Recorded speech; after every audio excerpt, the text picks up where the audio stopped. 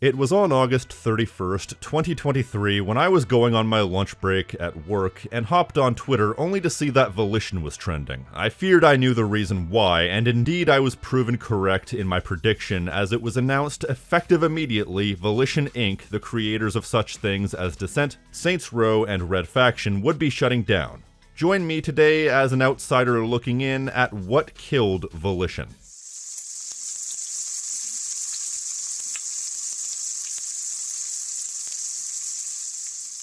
Many will tell you that Volition's downfall was as a direct result of the failure of the Saints Row reboot, and there's a lot of truth to that, but to me the story goes much deeper than that. Saints Row was merely the final and largest nail in the coffin which sealed their fate, but the signs had been there for a while. But let's take a step back, because what really saddens me about the company closing is it's low-key one of the more important game companies to me. Even as far back as when they were Parallax Software, because when I was just a wee lad, I was enamored with this mysterious Descent 2.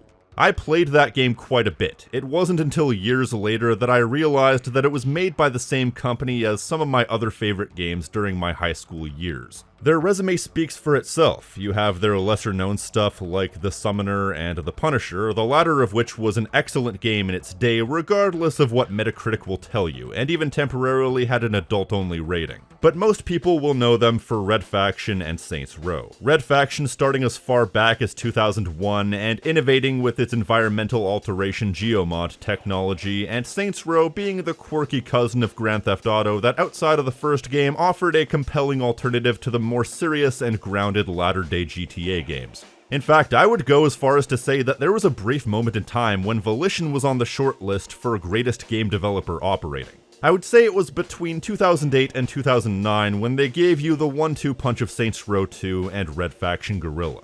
Two games where I speak no hyperbole when I say are two of the best games of the 7th console generation and a couple of my favorite games of all time. Saints Row 2, one of the most fun and detailed sandboxes of its day, with a compelling balance of seriousness and silliness, customization options out the wazoo, varied and imaginative gameplay that always kept you guessing as to what it had up its sleeve next, and just general all-around stimulating gameplay at a base level. Then you had Red Faction Guerrilla, which may not have had the same sense of humor as Saints Row 2, but all I need to do is sum up the game with 3 words.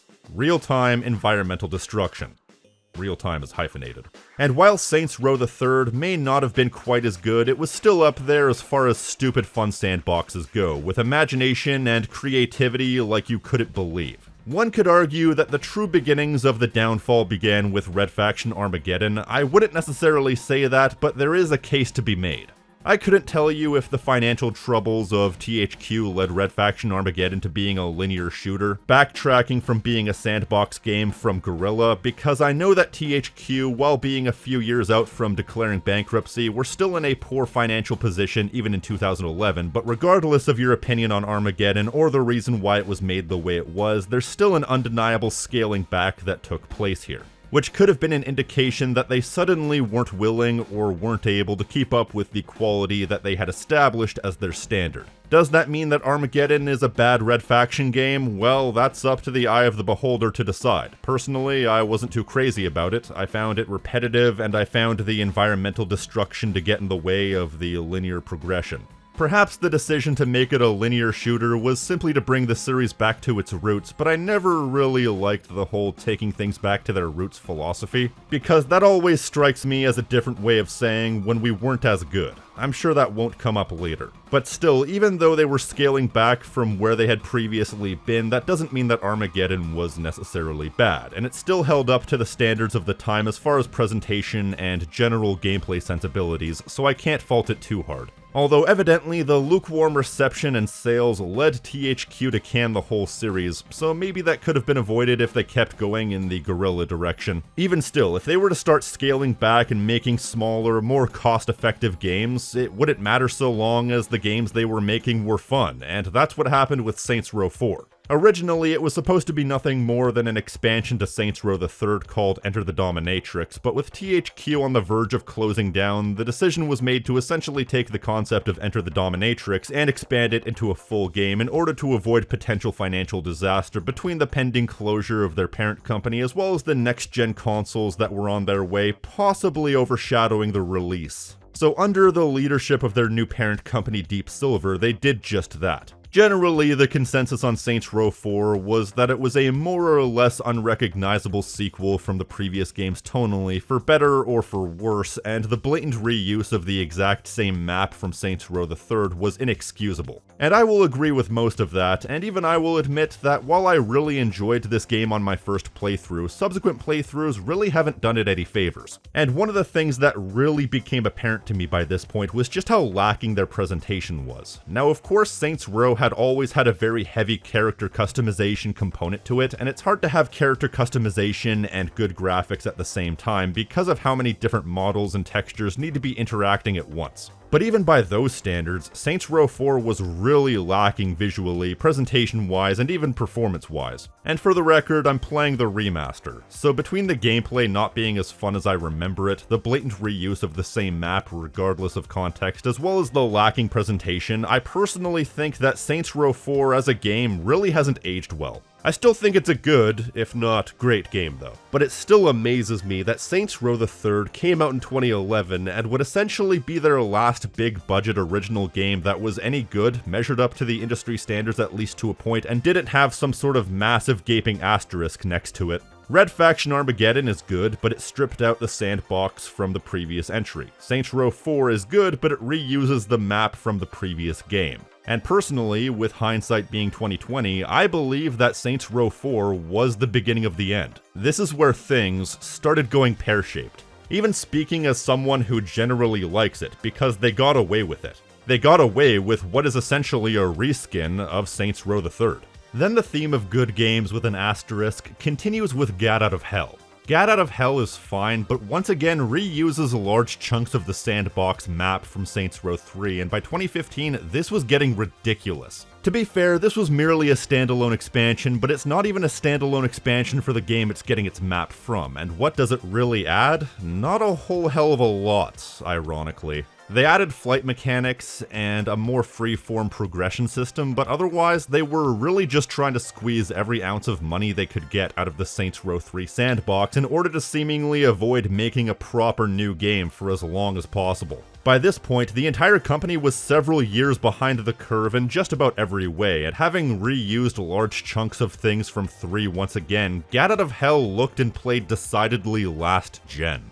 There were definitely some assets that were brand new and did look current gen for the time, but only created a visual hodgepodge where everything looked inconsistent and really showcased just how lazy this whole thing felt. Can you really fault a standalone expansion for being a little bit slapdash? Well, I guess that's not up for me to decide. But it still didn't change the fact that standalone expansion or not, these things had to be signed off on. So if they weren't avoiding making new, large-scale games, they were doing a really bad job at looking like it. But finally, the day came when Agents of Mayhem came out, and we saw the laughable excuse for what passed as a new game that attempted to measure up by 2017 for Volition. 2.5 years since their last game and 4 years since their last big release, they brought out Agents of Mayhem, a sort of reboot of Saints Row in a sense, and as a matter of fact, it's a common theory that the reboot ending of Gat Outta Hell was meant to tie into this game. However, Volition denies this, but true or false, Agents of Mayhem was enough of its own thing that you didn't need to know that info. This was surely an attempt at launching a brand new moneymaker, making what is essentially Borderlands crossed with Overwatch without any sort of multiplayer component and with double the repetition. It was an absolutely pathetic attempt with a laughably small sandbox, repetitive progression, lackluster game mechanics, and repetitive progression.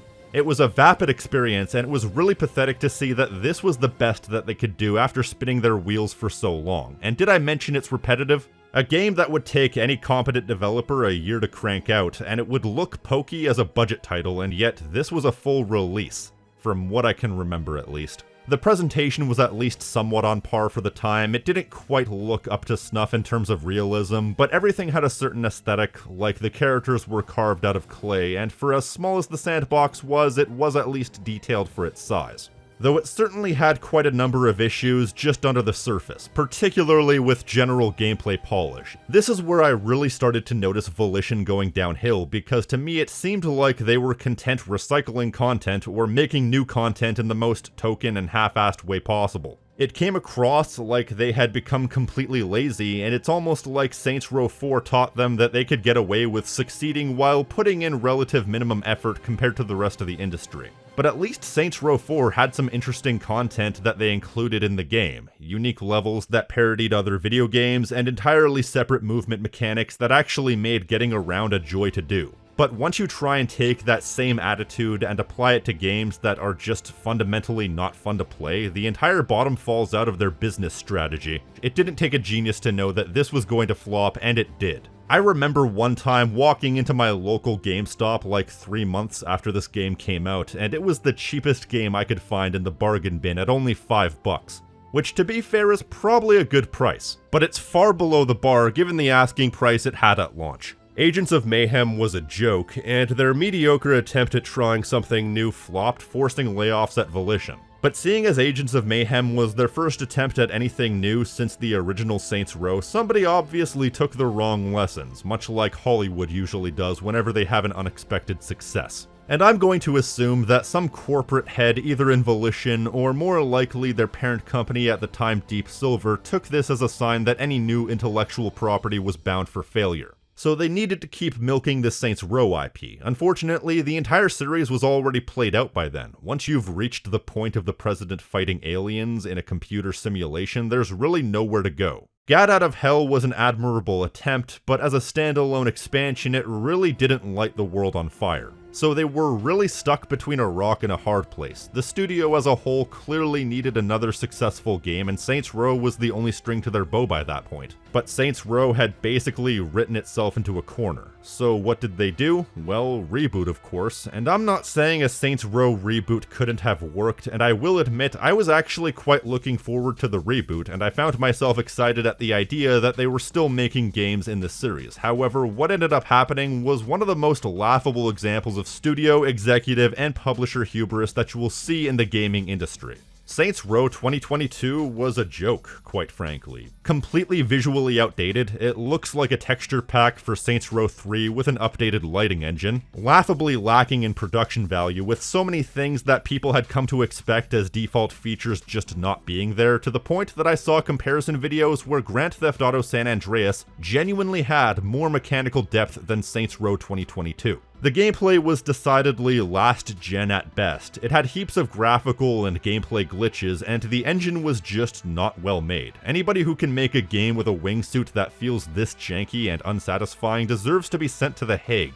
Was it overhated? Perhaps. I don't find myself hating this one quite on the same level as Agents of Mayhem, but considering the amount of time it took and the amount of money it took to make, there are a lot of things about this game that are simply unacceptable. It proved a few things to me. Once again, going back to your roots is stupid, and 2, whatever you could say about the latter-day Saints Row games, whether or not they were about gangsters fighting for territory was not indicative of their overall quality. I could go on for ages about all the ways that Saints Row 2022 absolutely drops the ball to the larger masses, but you know the story. This might go down as one of the more notorious games of its time period, and unlike something like Cyberpunk or No Man's Sky, where the core of the experience was solid but with a lack of content or polish, there was no fixing this game. It was a mediocre waste of time from the ground level upward. Saints Row 2022 bombed sales-wise, it got relatively poor reviews, and most of the fans of the series felt stung by the whole ordeal. And the worst part is, in my opinion, the social media rep on Twitter actually antagonizing people for raising concerns with the game. That is what we in the business call tempting fate, and tempt fate they did, as the game, which allegedly cost $100 million to make.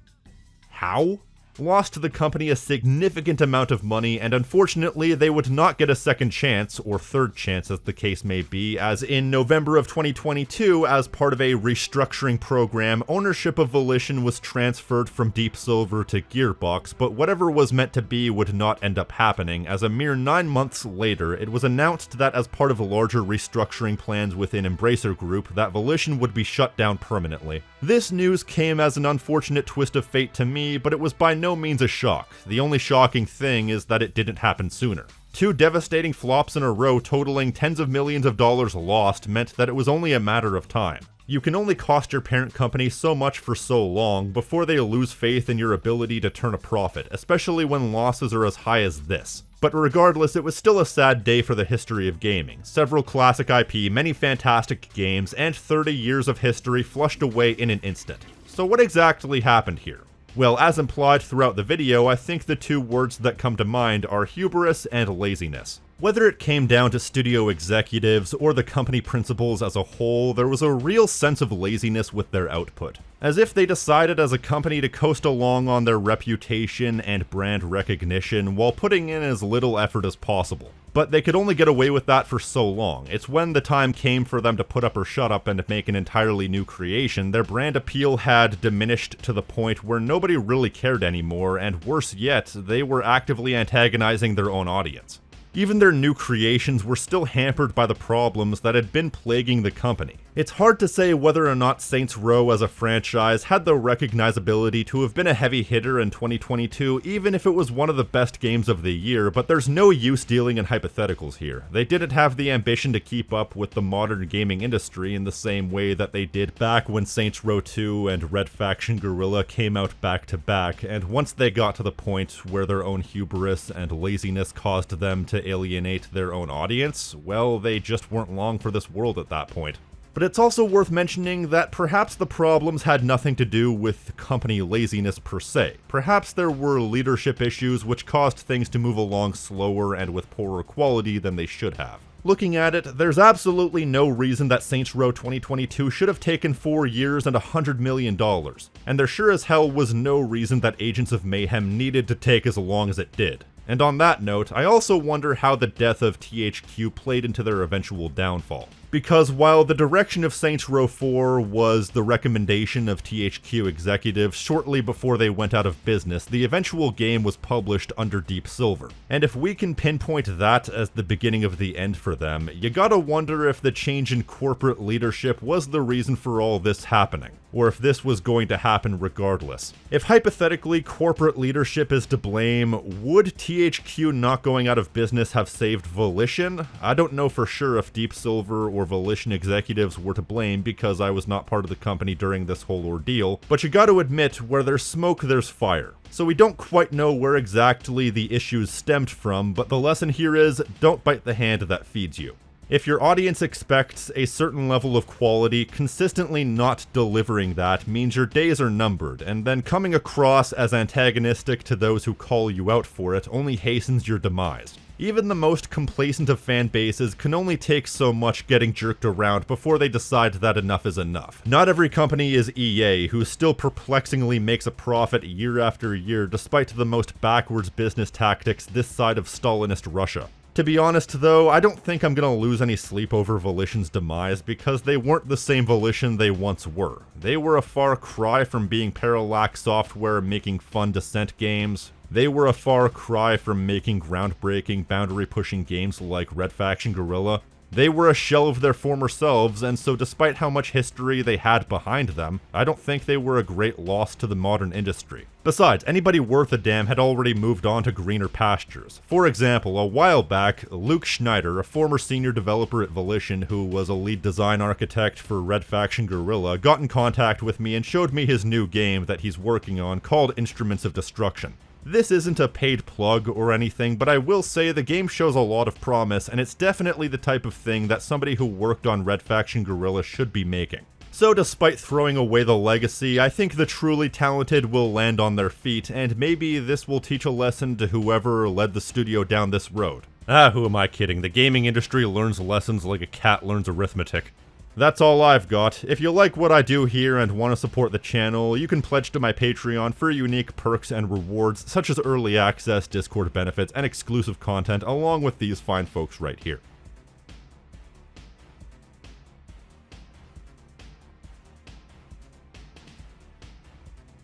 And an extra special thank you to Billy Knott, Brooklyn, Gaw004, Kristopher Fulton, Leyabout, MyNameIsTank, Raaf, TyTrovy, and WeirdWebbster for going above and beyond. And if you want to support the channel non-financially, you can like this video, leave a comment telling me what you think, subscribe, and hit the notification icon so you're always up to date on what I'm doing. I've been the King of Snark Style right here on Tactical Bacon Productions, and I will see you next time. Stay crispy, my friends.